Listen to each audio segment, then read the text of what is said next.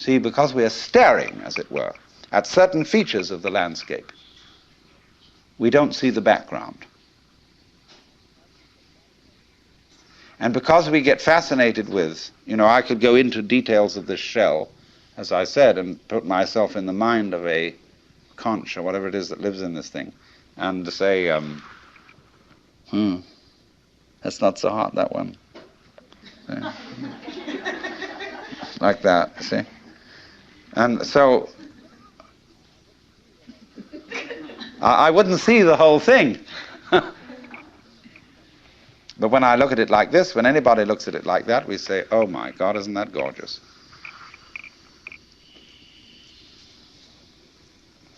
Another way of talking about the web is that there are different levels of magnification. For example, supposing you take a piece of embroidery, and here it is, obviously in front of you, an ordered and beautiful object. And then you take out a microscope and you look at the individual threads. At a certain point, as you turn up the microscope, you'll get a hopeless tangle, which doesn't make any sense at all. The wrapped fiber that constitutes the thread is a mess. Hasn't been organized, nobody did anything about it. But at the level of magnification at which you actually see it with the naked eye, it's all been organized. All right, now keep turning up that microscope. Take one of those individual threads in the fiber that seems to be so chaotic and go into the constitution of that. And again, you'll find fantastic order. You'll find the most gorgeous designs of molecules. Then to keep turning it up. And again, at a certain level, you'll find chaos again. All right, keep going. And at another level, you'll find this marvelous order. Now you see, order and randomness constitute, in other words, the warp and the woof. Where everything is in order, everything's under control. In randomness, it's it's a mess. But we wouldn't know what order was unless we had messes. It's the contrast of order and messes that order itself depends upon. And so in this exactly the same way, it is the contrast of on and off, there and not there. In other words, life and death, being and non-being, that constitutes existence. Only we pretend that the random side of things, the disorderly side of things, could possibly win in the game of competition, or I would rather call it collaboration between the two.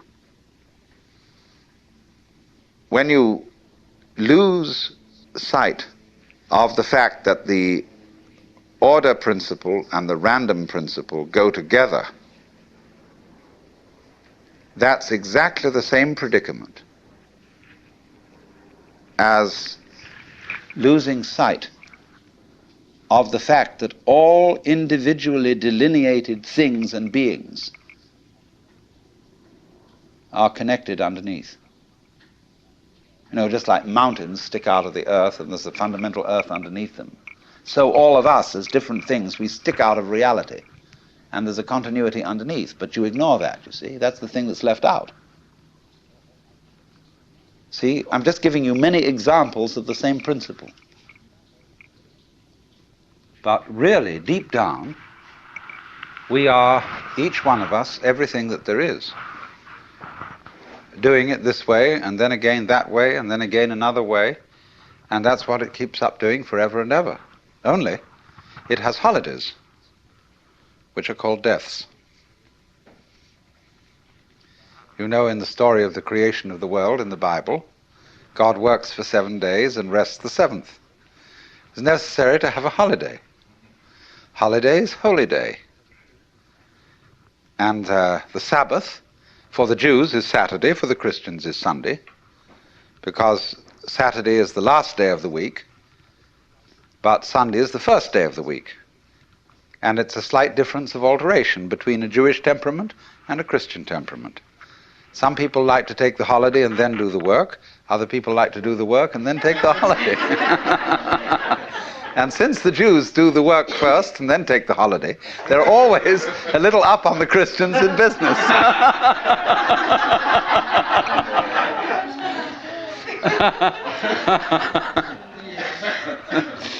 But the point is that a holiday, this pause between something going on, is of the essence of the idea of a web.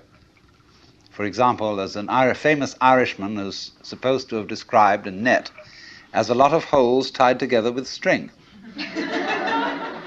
So the holes are very, very important. And these are the holy days. You see, the holes. This all goes together. So there must be that interval. And it exists on all kinds of levels. It isn't simply that there is, for example, a sound that is sounded is a vibration, and the sound goes on and off. Everything that we call sound is sound silence. There is no such thing as pure sound. You couldn't hear it.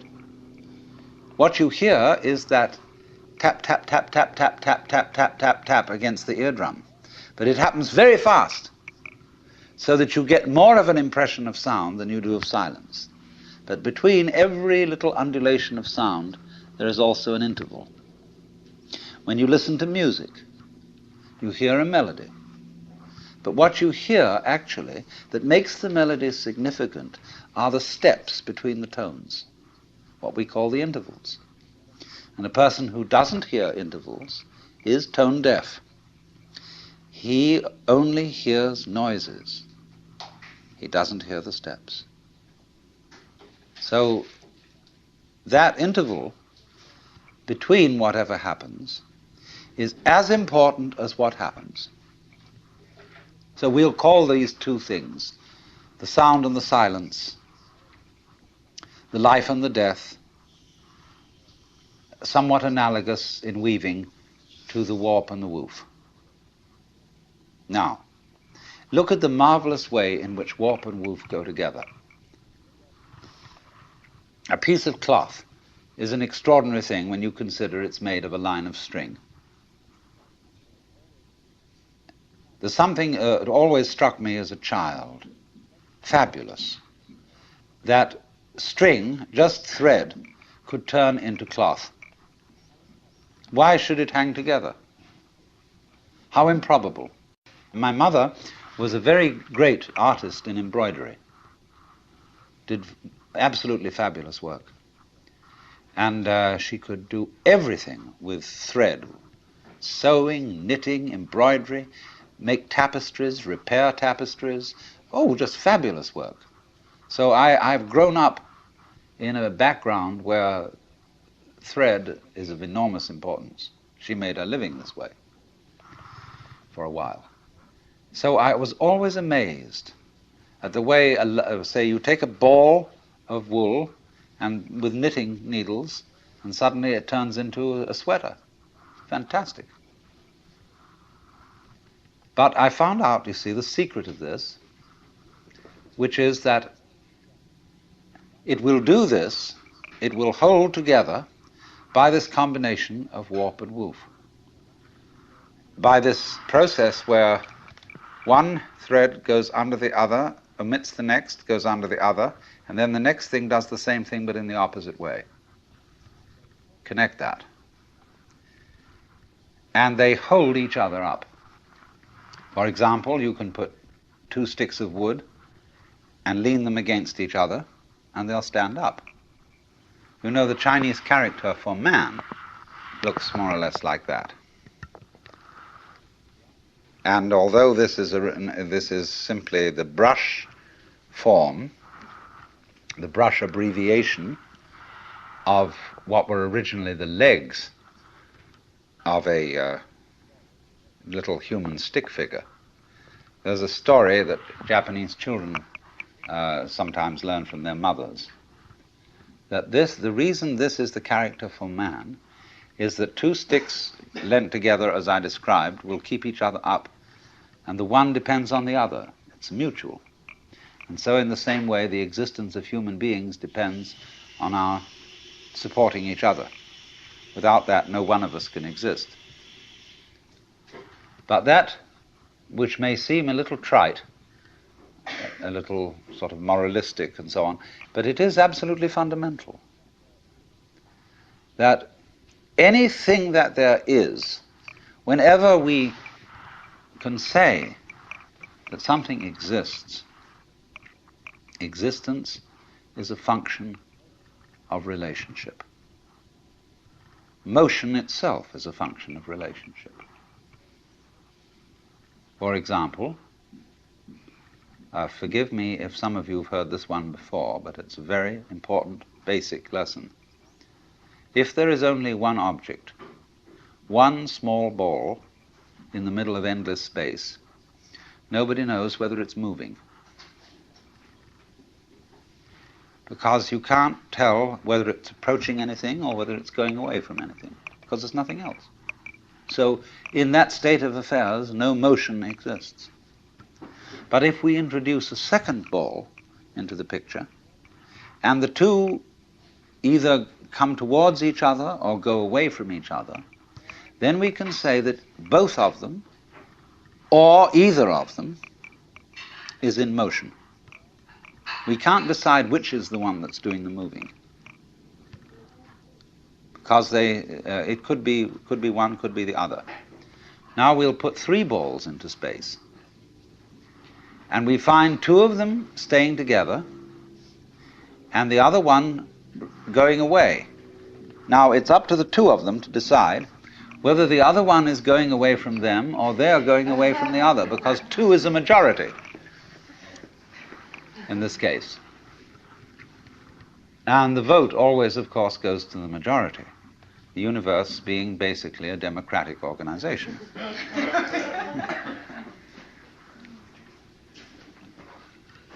And so it goes. Now, once you've got that, you can see that motion is a form of relationship. All right, let me put it in another way. Energy is a form of relationship. If the universe is basically a play of energy, then you can say energy and relationship go together.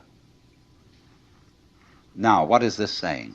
This is saying that being, existence itself, is relationship.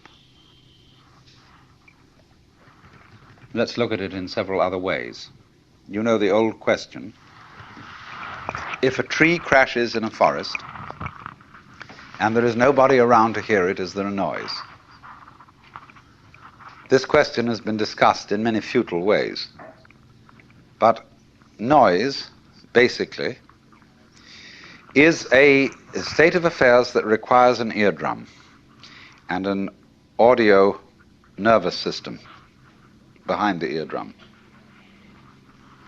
When the tree falls, it makes the air vibrate.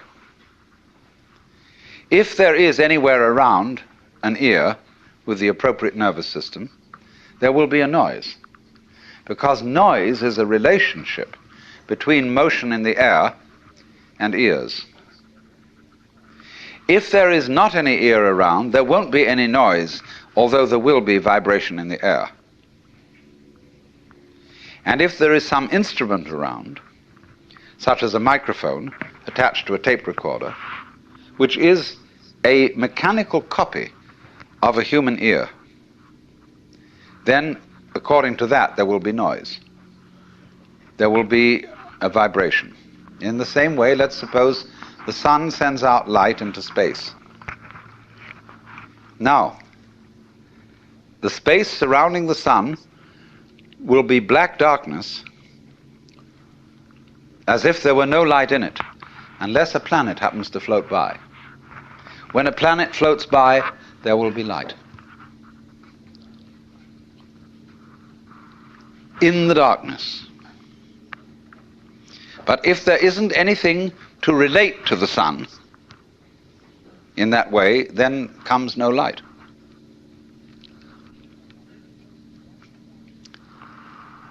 Now this goes right down to the root and ground of everything. It goes down to the essence of your nerves, of your whole being, that it's all an interdependence. And that's why one of the basic symbols of the universe is the Chinese yin-yang symbol, which you know is a circle with an S curve in the center. One side of the S is black, the other is white. And so it makes, as it were, two commas or two fishes. And the eye of the fish is the opposite color. The white fish has a black eye, the black fish has a white eye. And these things are going like this, see? Curling in on each other. Now this thing is called a helix. And that is the fundamental form of the galaxies. The great nebulae we see out in space are doing this, curves. And this is basically, too, the position of sexual intercourse. This is lovemaking. And this is, you know, when you hold hands and so on. This is it. But there are two involved, and the two are secretly one. Now, this is what I really want you to understand. To get into the unitive world, underneath, underlying and supporting the everyday practical world, there have to be certain alterations in one's common sense. Now, there are certain ideas, and beyond these ideas, certain feelings that are difficult to get across, not because they're intellectually complicated, not at all because of that, but because they're unfamiliar. They're strange. We haven't been brought up to accommodate them. In exactly the same way that in past times, people knew that the planets were supported in the sky because they were embedded in spheres of crystal. And if they weren't embedded in spheres of crystal, and of course you could see them because you could see through them, they would fall down on the Earth. And now when astronomers finally suggested that there were no crystal spheres, people felt unbelievably insecure. See? They had a terrible time assimilating this idea. Now, do you see what it involves to assimilate a really new idea? You have to do quite a flip. For example, there are some people whose number systems only account for quantities. 1, 2, 3, many. So they don't have any concept of 4 corners to a table. See, a table has many corners. And a pile of pebbles is, in that sense, equivalent in manyness to the 4 corners of a table. Now they have difficulty, you see, in beginning to assimilate the idea of counting through and numbering all those corners or all those pebbles. But we've done that. And so to us that is perfectly simple. But imagine the kind of mentality, the kind of person to whom that is not simple at all. Well, now, in exactly the same way, there is here what I'm trying to explain, a new idea that most people don't assimilate. And that is the idea of the total interdependence of everything in the world. The Buddhists in Japan call it Jiji-muge. Jiji-muge. Between thing and thing, between event and event, there is no block. And they represent this imagistically as a network. Imagine a multidimensional spider web covered in dew in the morning. And every single drop of dew on this web contains in it the reflections of all the other drops of dew. And of course, in turn, in every drop of dew that one drop reflects, there is the reflection of all the others again.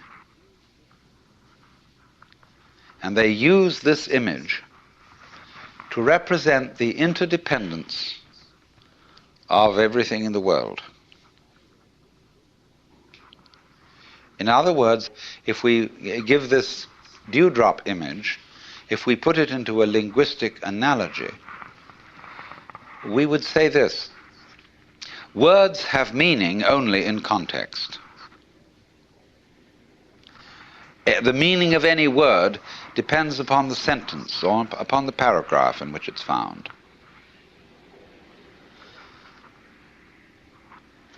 So that if I say, this tree has no bark, that's one thing.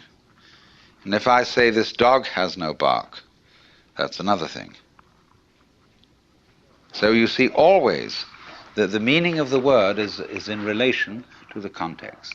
Now, in exactly the same way, the meaning as well as the existence of an individual person, an organism, is in relation to the context. You are what you are, sitting here at this moment in your particular kind of clothes, and with the particular colors of your faces and your particular personalities, your family involvements, your business involvements, your neuroses and your everything. You are that precisely in relation to an extremely complex environment. So much so that if, let's take for example this piece of wood that forms a support to the beam out here. Now believe me, this is true. You can see that has little nubbles on it and so on. If it were not the way it is, you would not be the way you are. The line of connection between what is, it is, and you are is very, very complicated. Also, we could say, if a given star that we observed didn't exist, you would be different from what you are now. I don't say you wouldn't exist, but you would exist differently. But you might say the connection is very faint, is something that you don't ordinarily have to think about. It's not important. But basically it is important. Only you say, I don't have to think about it, because it's there all the time. See, for example, the floor is underneath you all the time. Some sort of floor, some sort of earth. And you really don't have to think about it. It's just always there. It's always around. If you become insensitive, you stop thinking about it. But there it is. And so in the same way, our subtle interdependence with, mind you, it's not just our plain existence. It's the kind of existence we have is dependent upon all these things. Also our plain existence, but that gets way down. But the fundamental thing is existence is relationship. In other words, if my finger up here is all alone and the wind doesn't move and nothing touches it, it stops knowing that it's there. But if something comes along and does, immediately it's aware that it's there. So,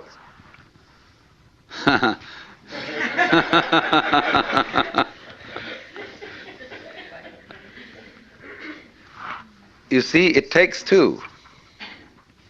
We could have so much fun, but it takes more than one. And she don't want it.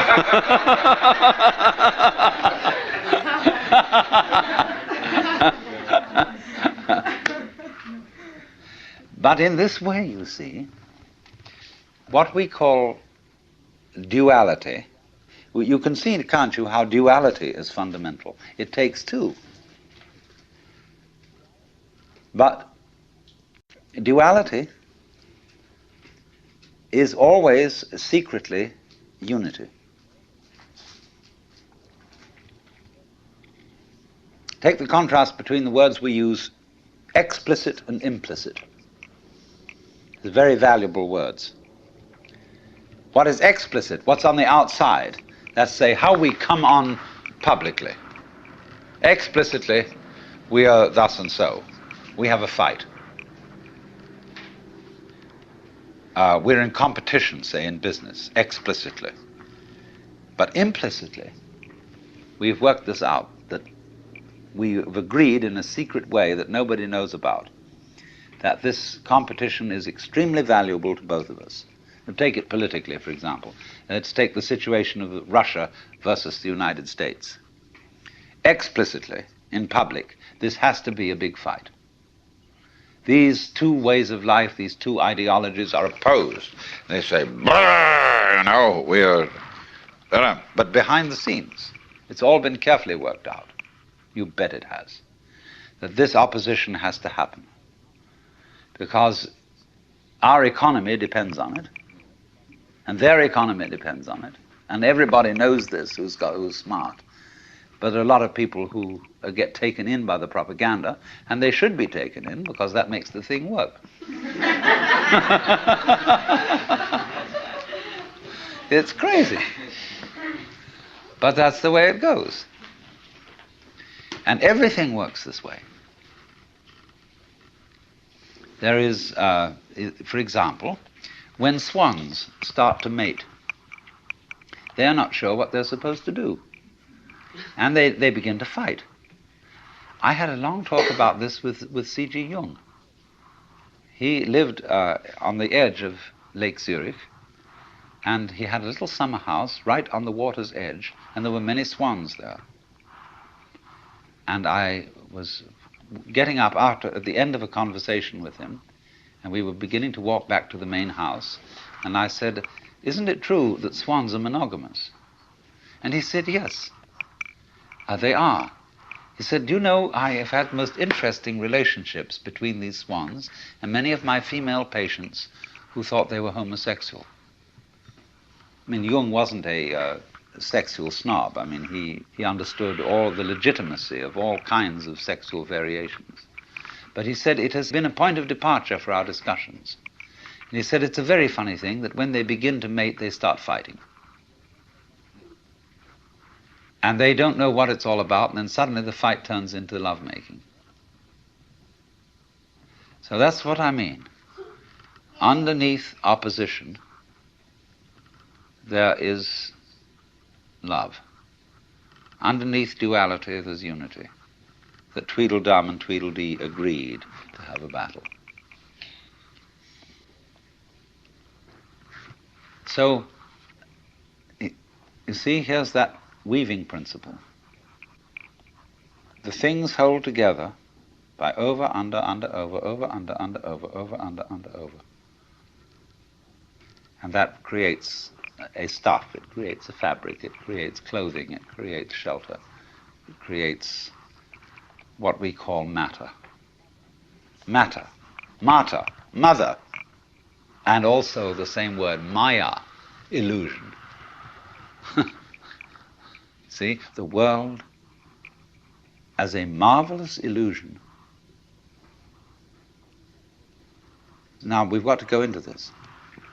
Look at another form of the thing. You can play it not only by two as one, but you can play it by three as one.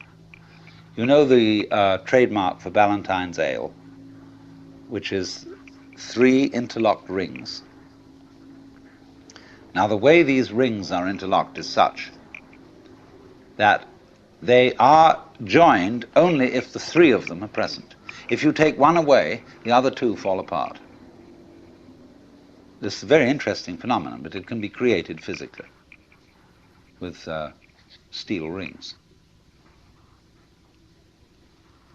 Their cohesion depends on all 3 of them being present.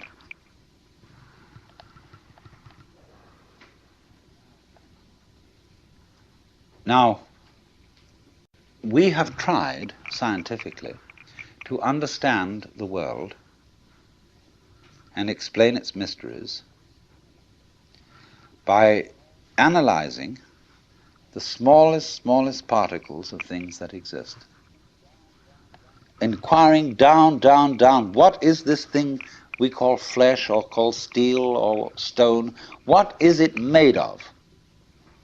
Go down into the midst of it. And that's given us a certain understanding. But only half of the understanding. Equally important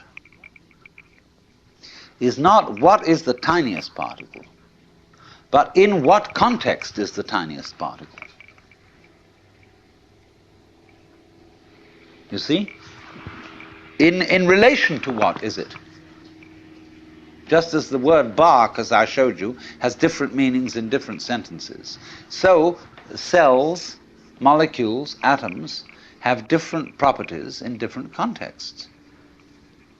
So what the scientist equally needs to study is not simply what is anything when very, very minutely analyzed, but where is it? When is it? That makes all the difference. So do you see that a lot of people who get anxious when they hear that everything is relative have no need to get that anxious. Relativity isn't some kind of slippery morass in which all standards and all directions get lost. Relativity is really the soundest situation that there is. See, it's the one supporting the other. It's this thing. Do you know this? This is wonderful. X marks the spot. Imagine this going on and on. Supposing my finger were indefinitely long, both fingers, and they were doing this. See, they're just crossing each other. Now, on one side of it, it's a pair of scissors, and it cuts. What is it on the other side? Why, it's opening female legs,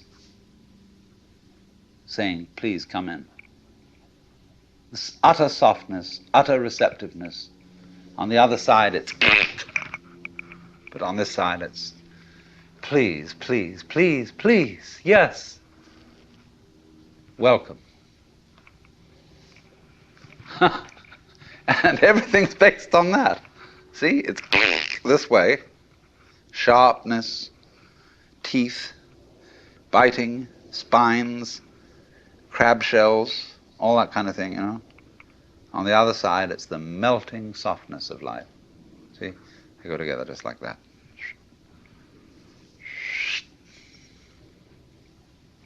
And goodness knows what it is on these outer two sides.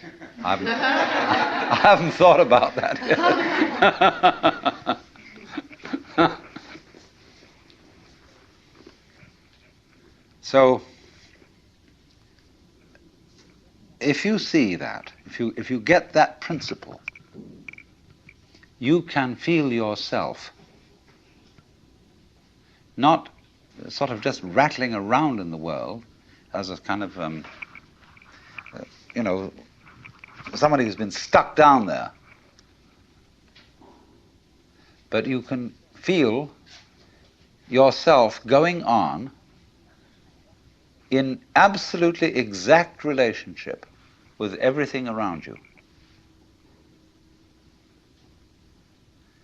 And this is very beautiful. It isn't just that you are here looking at what's out there,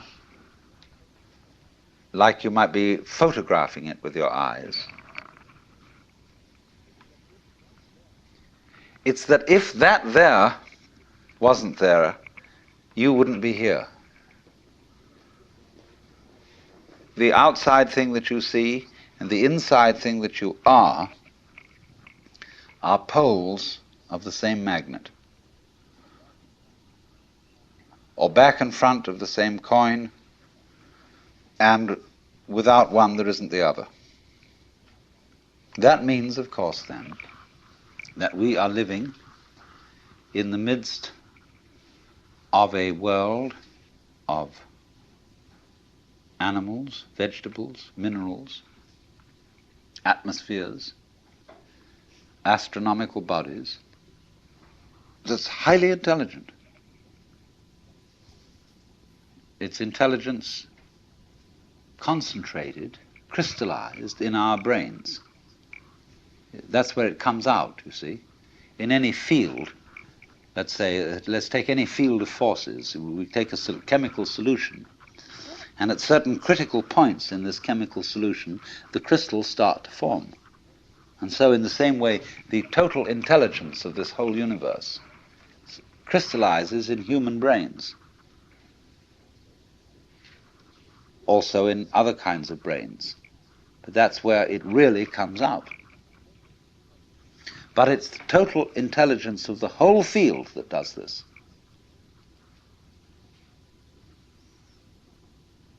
So we go with the whole thing, interdepend with it. We don't live in an environment which is just rock, just air, just atmosphere and so on. The environment's only like that when we think about it analytically and try to explain it. But when we think of it isn't just rock and air, see, but those things go together.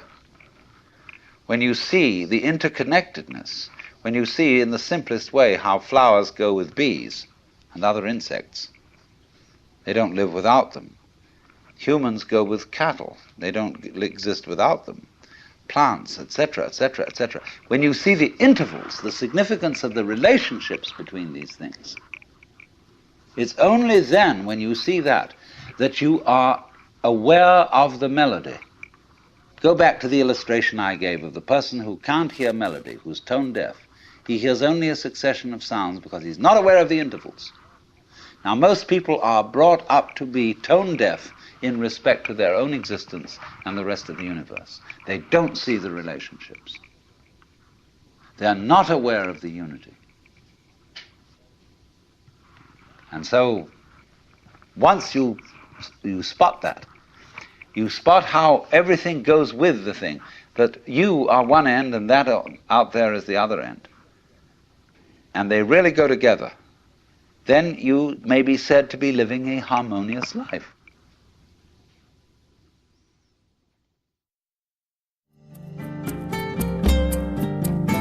This concludes Session 3 of Out of Your Mind, Essential Listening from the Alan Watts Audio Archives. Our program continues with Session 4.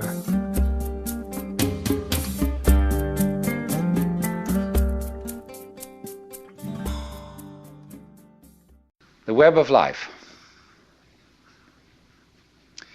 Let me try from the first to indicate the point that we're aiming at. The point is this, that human consciousness is at the same time as being a form of awareness and sensitivity and understanding, it's also a form of ignorance. The ordinary, everyday consciousness that we have leaves out more than it takes in. And because of this, it leaves out things that are terribly important. It leaves out things that would, if we did know them, allay our anxieties and fears and horrors. And if we could extend our awareness, you see, to include those things that we leave out, we would have a deep interior peace. Because we would all know the one thing that you mustn't know, you know, according to the rules of our particular social game. The one thing you mustn't know, that's really not allowed, that is the lowdown on life. And the lowdown, on the one hand, means the real dirt on things. But the lowdown is also what is profound, what is mysterious, what is in the depths. And there's something left out. And our everyday consciousness screens this out in the same way that when you say you have weaving, you have, say, on this rug here in front of us, when the black finishes here, the black threads will go underneath and then appear again over here, then they'll go underneath the white, and then they'll appear again over here, you know? So that the back will be the obverse pattern of the front. Now, the world is like that.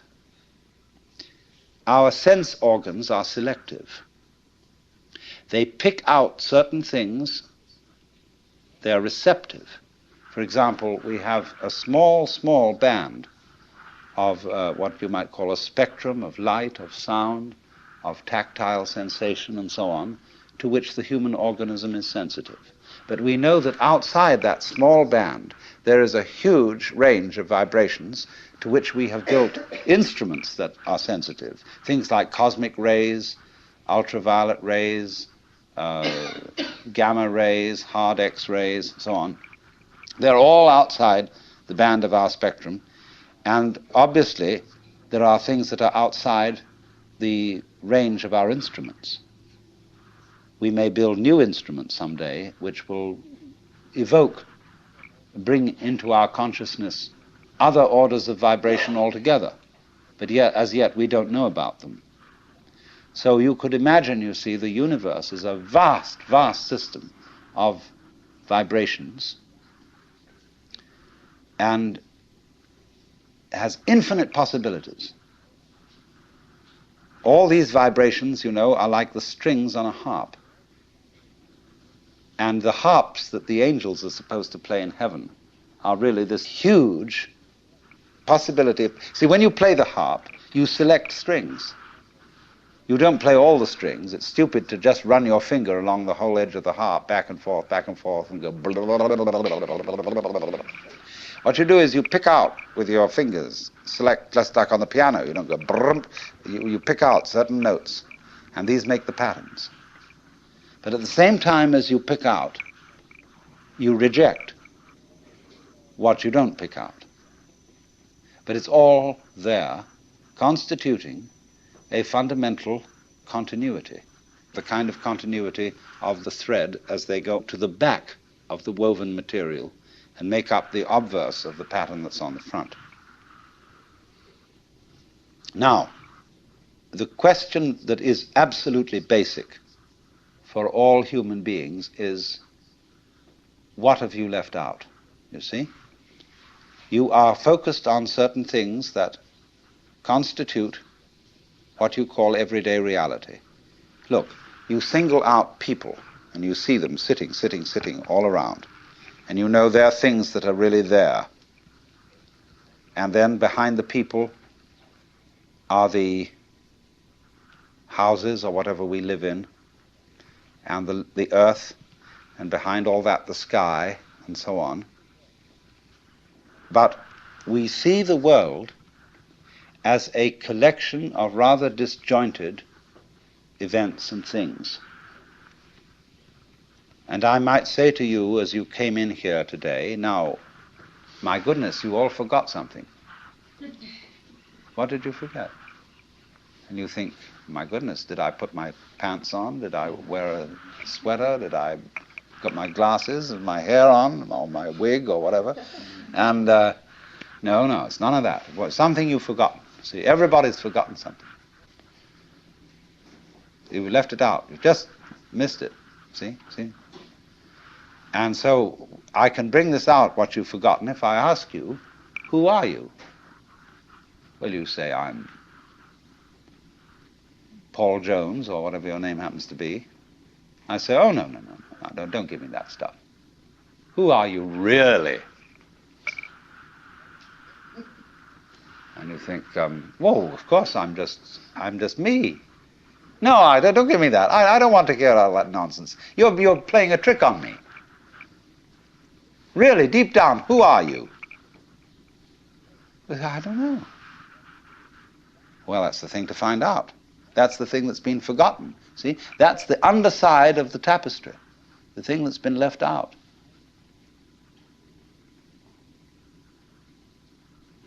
Because what we are carefully taught to ignore is that every one of us, fundamentally, deep inside, let's put it that way, is an act of, a function of, a performance of, a manifestation of the works. The whole blinking cosmos, with all its galaxies, and forever and ever and ever, whatever it is beyond that, what you might call God in the Western tradition, or Brahman in Hindu philosophy, or Tao in Chinese. Every one of us is really that, but we are pretending we aren't. And we are pretending with tremendous skill and deception. Now, what I would call a really swinging human being is a person who lives on two levels at once. He's able to live on the level of being his ordinary ego, his everyday personality, and play his role in life and observe all the rules and so on that go with that. But if he's only on that level, if he's only playing that kind of thing, and thinks that's all there is, it becomes a drag. And he starts being the kind of person who feels that he's just got to go on surviving. See? It's terribly important to go on surviving, to live. And he works at that. And his children learn the same attitude from him. And they, he says, well, I've got to survive because I've got all these children I've got to support, and so on and so forth. And then they take the same attitude, and they breed up children, and they feel compulsive about supporting them, because they've got to go on. And so nobody really has any fun. It's just, we've got to make this thing, you see? And you don't have to. See, whenever I get somebody who comes to me and says, I really can't go on and I have to commit suicide, I say, well, that's entirely, you're right. There's really no reason why you should go on, and if you want to commit suicide, do it. You can check out. Of course, this reduces anxiety. When they feel free to commit suicide, they don't really have to commit suicide so much. You can commit partial suicide.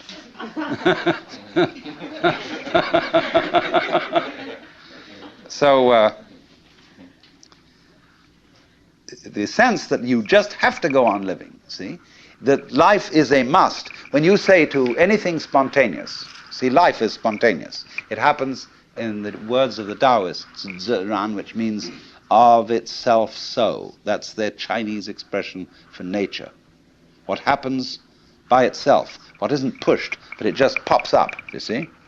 Like, I'll never forget, there was a great Zen master I knew once in New York. He was giving a lecture one evening, and he was dressed in his gold ceremonial robes, and he was sitting in front of an altar like this sort of thing, but he had a table in front of him with very formal, with candles on it, and a sutra scripture on a little desk, and he was lecturing on the sutra. And he said, fundamental principle in Buddhism is no purpose, purposelessness. When you drop fart, you don't say, at 9 o'clock I drop fart. It happened of itself. And all pious Western devotees, kind of put their handkerchiefs in their mouths and tried not to laugh. So, but that's the meaning of something that happens of itself, like drop fart or have hiccups or just you came into being, It happens in a kind of a plop way like that. See? Now, you can't tell that process, you ought to happen. You must happen. Because that puts a bind on it.